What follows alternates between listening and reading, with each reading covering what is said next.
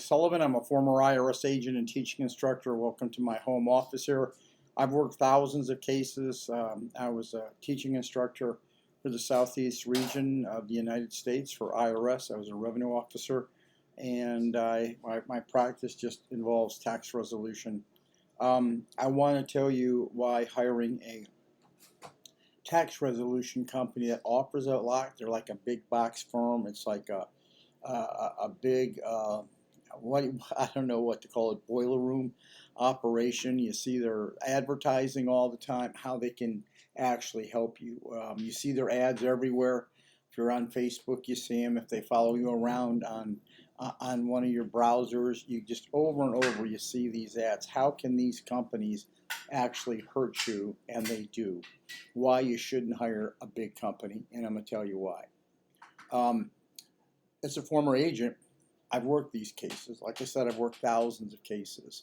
When I worked for IRS, you could tell who would work these cases and who the good people were and who the garbage. Nowadays, what happens when you hire one of these big box firms or these ones that advertise, most of their money is spent in advertising and salespeople. That's where the majority of the money goes. Generally, the person working the case can make 3, 4, maybe upwards of 5%. They hire kind of brand new people. The company spends all this money, they make all this money, give the salesman the money, and the person at the back end is really learning the practice. I know this for a fact because I have a large Facebook group. It's called the Tax Mob.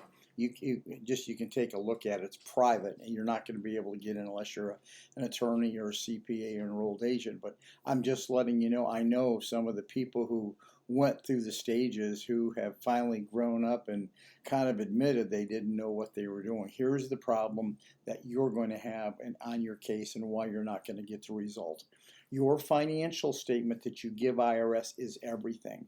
It determines the outcome of your case. The person who's working your case has to have that financial statement first to see if they can polish it, fix it up. There's things that you can do to make it more presentable to IRS. What that person on the back end of these big companies, they don't know how to do them. How do I know? I see some of their work. When the cases have gone south, when offers and compromise didn't go through, I know what happened. You can tell these people didn't know what they were.